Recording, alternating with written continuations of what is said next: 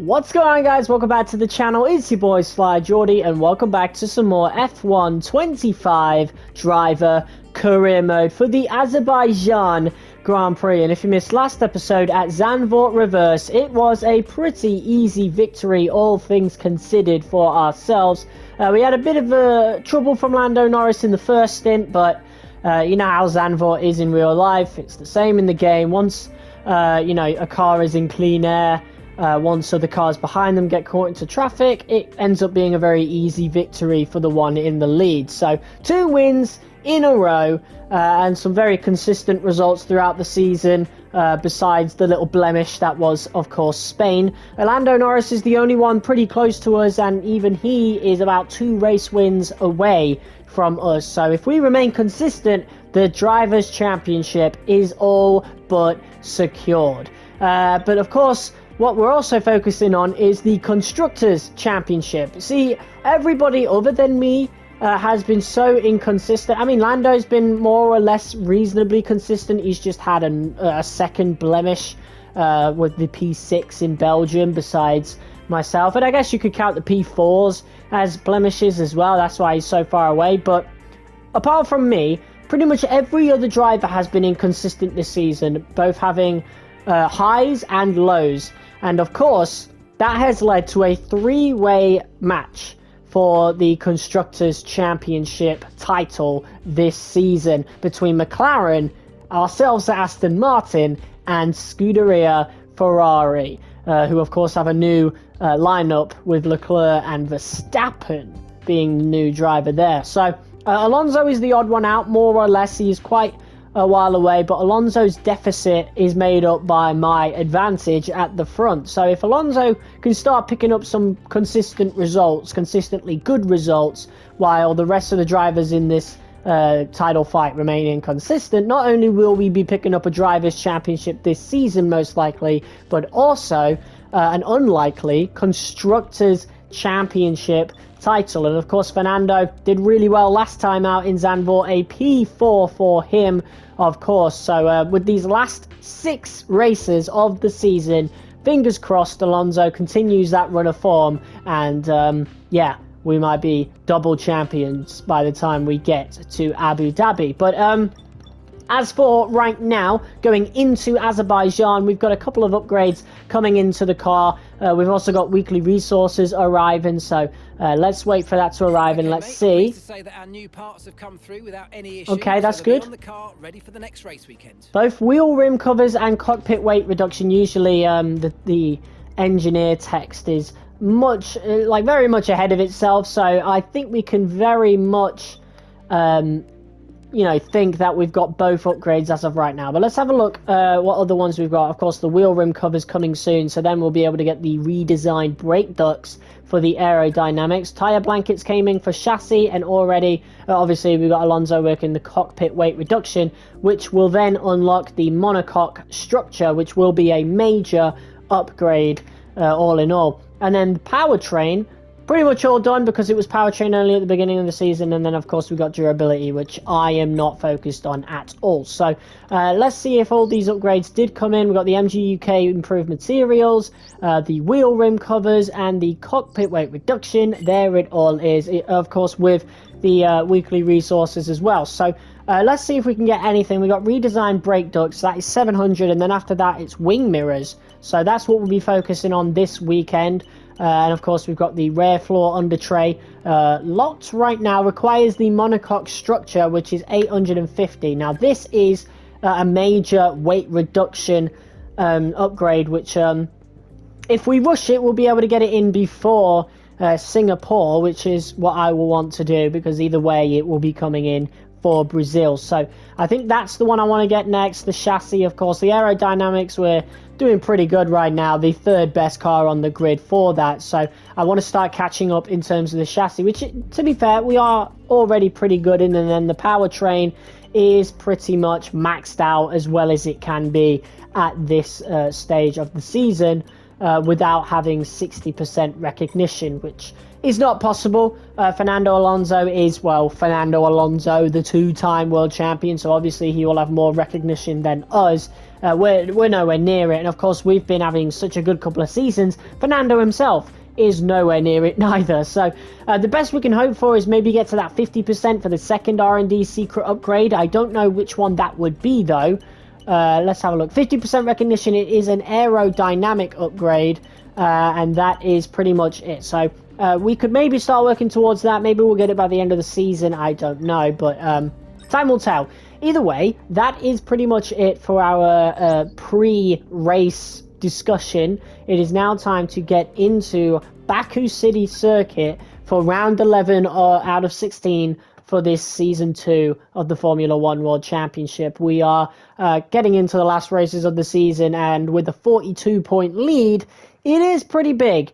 But anything can happen in Formula 1. We could have 2 really bad races, who knows, and yeah, we could really start struggling in future. We'll have to see, but yeah, so far so good, and it looks like it's going to be sunny skies across the weekend. So yeah, that is very, very good. No awkward conditions. Let's have a look at the R&D progress. Looks like everybody has brought in upgrades. McLaren are going to be a force to be reckoned with this season if they can get some good qualifying laps in. Of course, qualifying laps have only gotten even more inconsistent since the sports update, so we'll just have to see what happens all in all. Kick Sauber bringing in major upgrades, propelling themselves above VCARB and Alpine, getting pretty close towards Haas. So really good upgrades for Sauber this weekend, of course. Williams and Haas themselves getting some decent upgrades as well. Mercedes, they are joint with us. So they had we more or less have the same car as them currently. I don't know whether they have better aero and we have better chassis, or the other way round. You probably saw earlier when we skimmed through them, but yeah, the best cars this weekend are obviously going to be the McLarens and the Ferraris, but they've been really inconsistent this season, so we're still in with a pretty good shot at a pretty good result. So without further ado, it's time to get into qualifying for the Azerbaijan Grand Prix.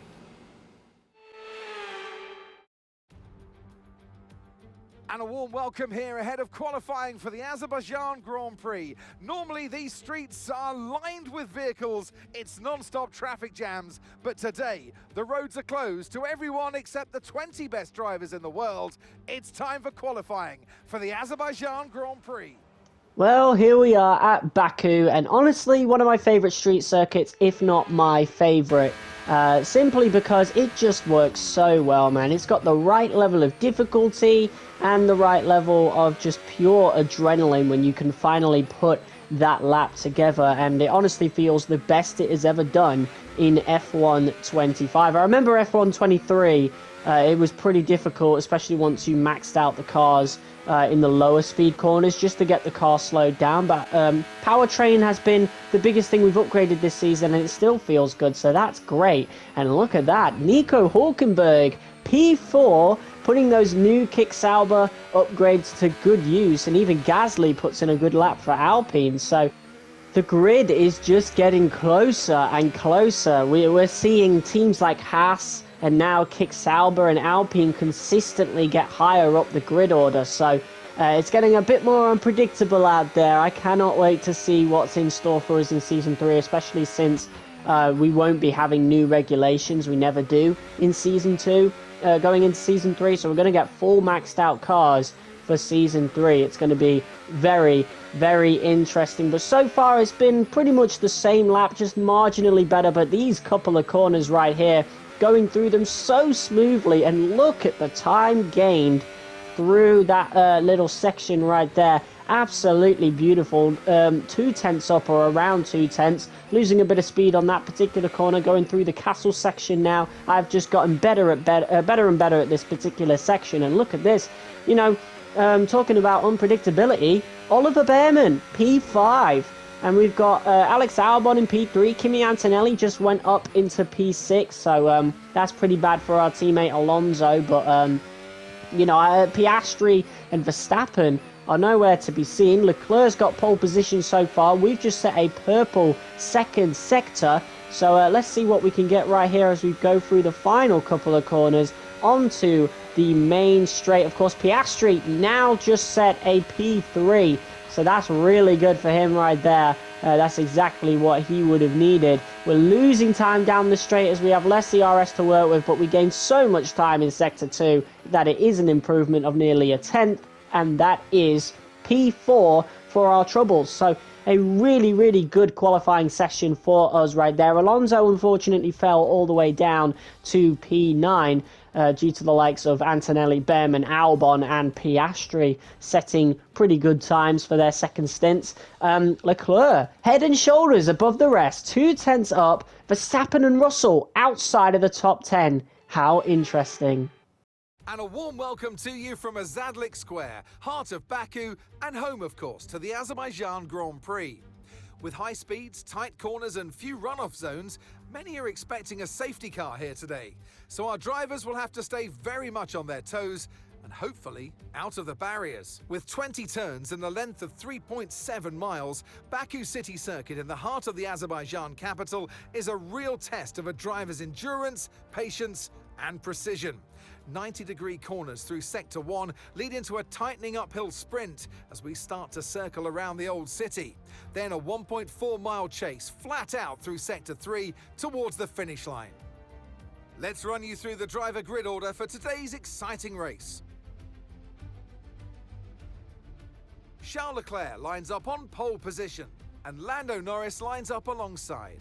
Considering the rest of the grid, we have Piastri, the rookie, Alex Albon and Behrman, Antonelli, Hülkenberg, Fernando Alonso and Pierre Gasly, Sainz, Verstappen, George Russell and Ocon, Bortoleto, Tsunoda, Lance Stroll and Franco Colapinto.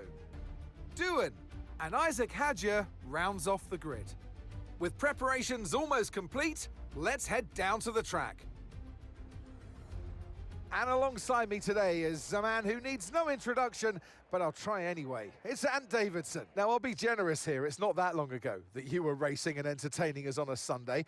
But in the years since, the sport has changed quite a bit, hasn't it? Yeah, it really has, Crofty. You know, the cars have got bigger, they're heavier, but critically, there's more downforce to play with as well now. There was around 4 tons of downforce on the car at 300 kilometers an hour when I drove. You're now looking more towards 5 tons of downforce. So there, you know, there's a big difference in performance. But because of that, the car being heavier and bigger, you've got to drive in a smoother way. You've got to look after it a bit more. You've got to nurse it through the slow speed corners more. They were much more nimble, agile machines when I drove in Formula 1 compared to now. Okay, here we go. I know what you can do. Don't let me down.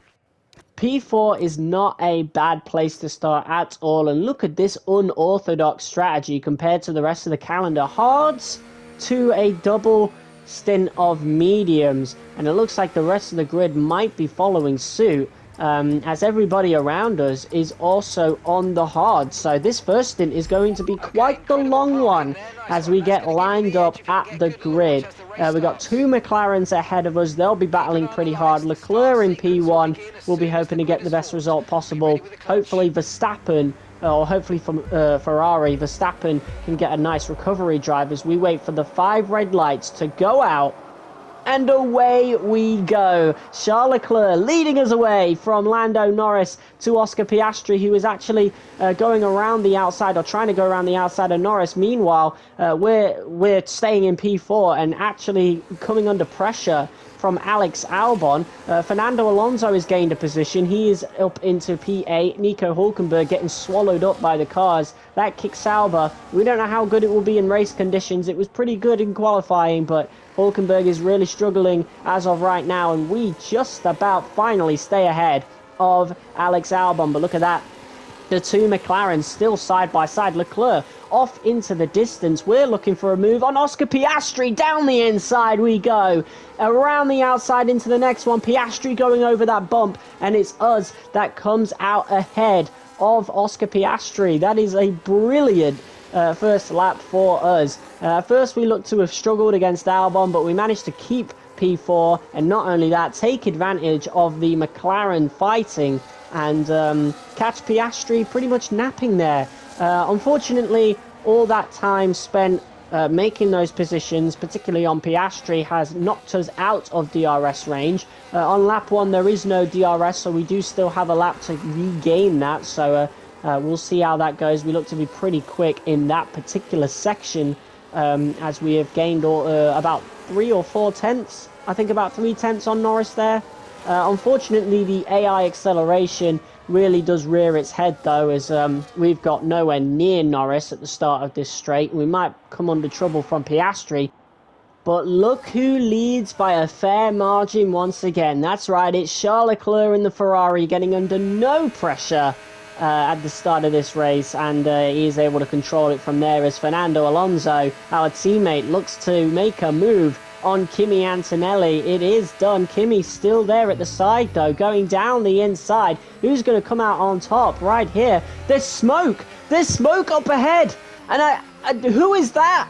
I don't know who it is, but my fears might just be realized. Oh, no. Of course, it is Oscar Piastri. Another engine failure. How is that 10 yet?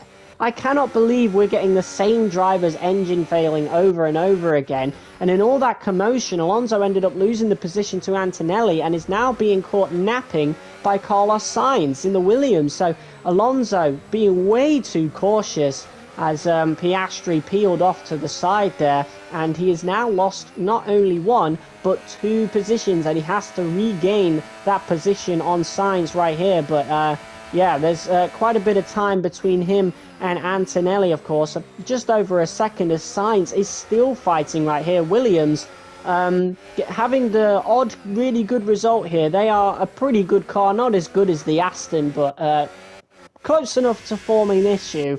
But Alonso was able to keep P7 right there as we look to Oliver Behrman in the Haas, having a pretty lonely but safe race. P5 in the Haas is absolutely crazy. Alex Albon in the Williams, P4, as we still trail behind the McLaren of Lando Norris. We're not gaining any time on Leclerc up ahead. Still about 2.5 seconds in front. Right now it's 2.3, but it kind of fluctuates. Right now is nearly 3 seconds ahead as we move on to lap 6, chasing down Lando Norris through the castle section here, hoping to make a move very, very soon. The issue is that the AI acceleration really rears its head as we go onto the main straight. So I actually lose quite a bit of time there. But with Norris not having DRS, we might just be close enough to negate a lot of that acceleration and regain it back if we have enough ERS. We'll have to find out. But we're already spending it at the beginning of this section right here. And I mean, look at how much time Norris did gain through there, about 2 tenths. So yeah, it is pretty rapid. And we're using as much ERS, pretty much draining the battery. As we've got DRS, we will just about have enough time as we look to go around the outside. Norris defending the inside, and we just about managed to get that move done. That was very difficult, but the move is not fully complete just yet as we have another DRS zone onto this straight right here, and I have barely any battery to spend. The AI is going to be a rocket ship if he gets anywhere near me, but look at that. He has a look down the inside, but he's not close enough to even begin making a move. So we managed to keep it right there as we now once again go through the castle section. That was absolutely picture perfect. So picture perfect that we've actually knocked Lando Norris out of DRS range. Now, obviously he could regain it back into that particular section coming up. But yeah, we've done so good right now, especially on that particular corner, that left-hander right there, that he just won't gain enough time. So we did really good on that first stint, managing to gain P2, but 4 seconds behind Leclerc. So Leclerc has got some serious pace in that Ferrari today as we finally come into the pits before Lando Norris. That's right, we are performing a bit of an undercut. We are repeatedly losing time lap after lap to Leclerc. So I'm just throwing a roll of the dice here by pitting early onto our first set of mediums to try and gain some time on the cars in front. We're not the only one pitting this lap. In fact, our teammate is also pitting. A little bit of hesitation from the pit crew. Sorry about that, Fernando, but it looks to be a pretty quick pit stop nonetheless, so no issues other than that. And look at that, he's actually overtaken Antonelli in the pits.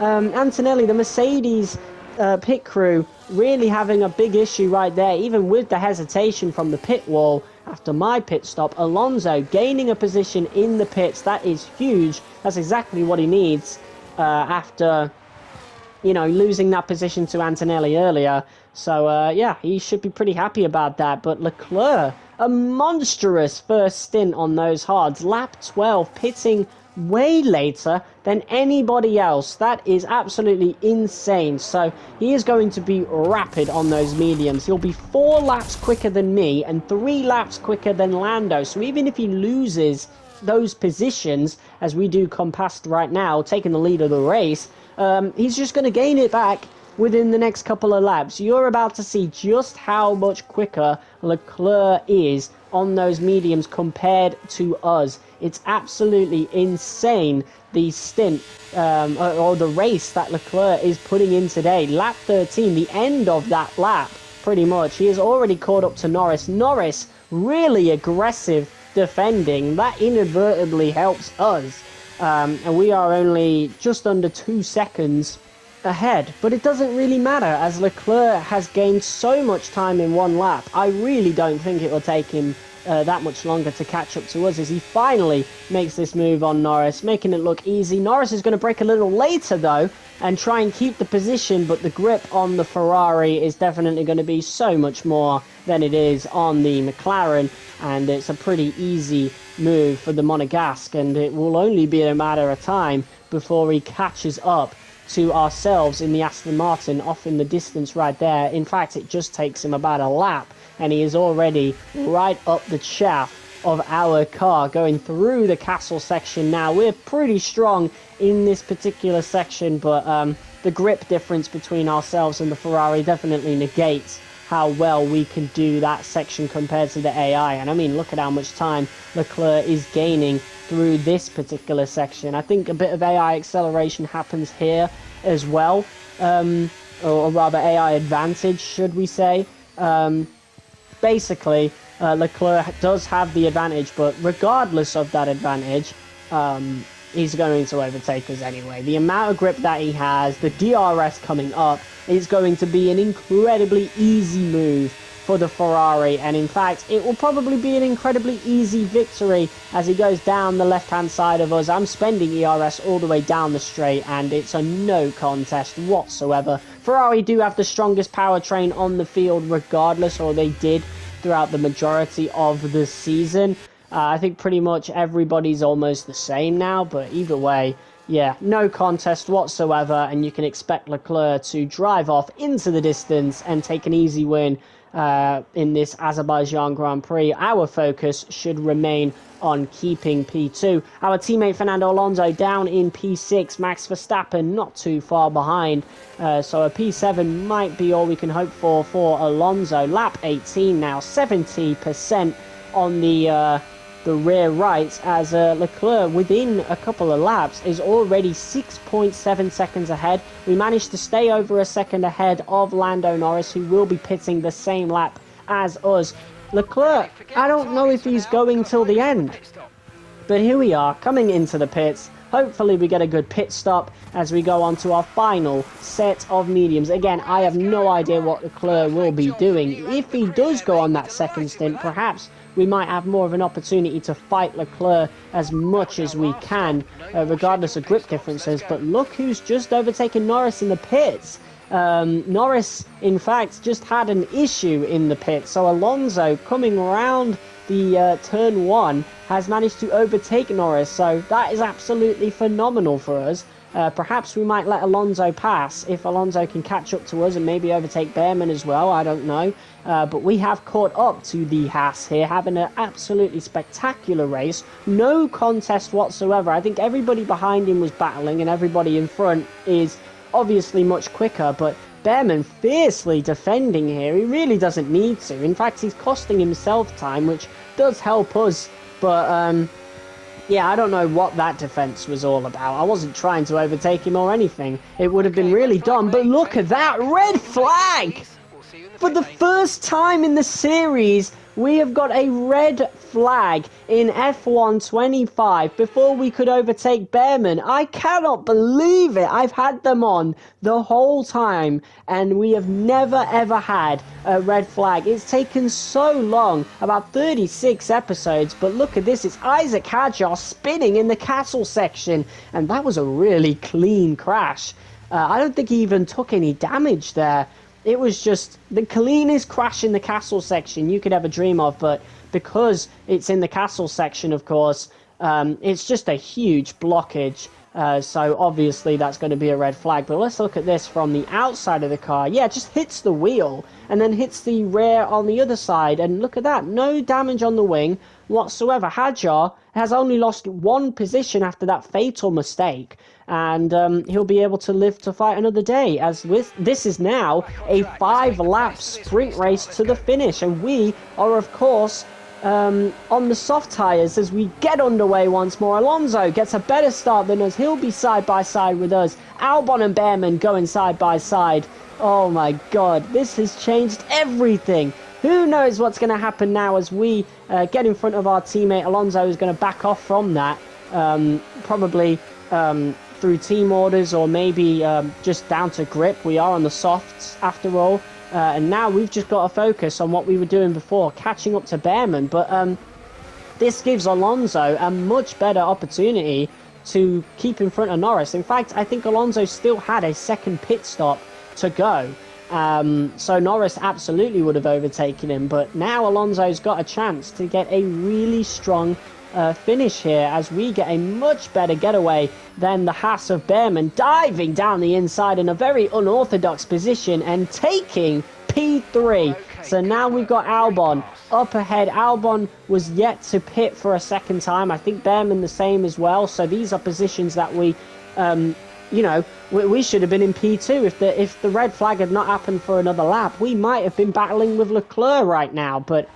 it wasn't meant to be. We've just got to focus on recapturing P2 from Alex Albon as Alonso looks to make the move on Behrman. We dummy to the right, switch over to the left, down the inside we go, still side by side, replicating our lap 1 battle as once more me and Albon go side by side, once again down the inside, but in that corner there's much more of an advantage to the inside. But Albon, even without DRS, is gaining time on us. I'm so focused on behind, I actually smack into the wall. Thankfully there's no damage, but yeah, definitely very scary right there. And now 4.3 seconds behind Leclerc, so Leclerc having a very easy time of it with all the battling going on behind, did everything that he needed to do with his acceleration, and yeah, he's just taken the win. We've tried to focus on getting away from Albon, and Albon just has so much AI acceleration, better grip as well with the mediums, to be fair, that he's just able to catch up to us each time. My initial plan was to actually drop Albon, and that would give Alonso the chance to get P3 and a double Aston Martin podium. But I mean, look at the amount of time Albon gains coming out of you know, one of the final corners going onto the main straight. It just wasn't meant to be, I'm afraid. But Leclerc, this was definitely meant to be. No doubt about it across the entire Grand Prix. Charles Leclerc in the Ferrari, 7 seconds ahead, takes the win. Albon with the DRS. Look at how much time he was gaining on me right there. We just about clinch P2. If Albon was anywhere close to us going onto that main straight, that would have been very dangerous indeed. Fernando Alonso getting a P4. That is a very, very strong result for us. A pretty good result for the team. What a drive, what a victory. He wins. I know every race has equal importance in terms of points, but when you get to this part in the championship, it's clearly on your mind as you're looking to see how far up the order you can finish. And races like this certainly help that.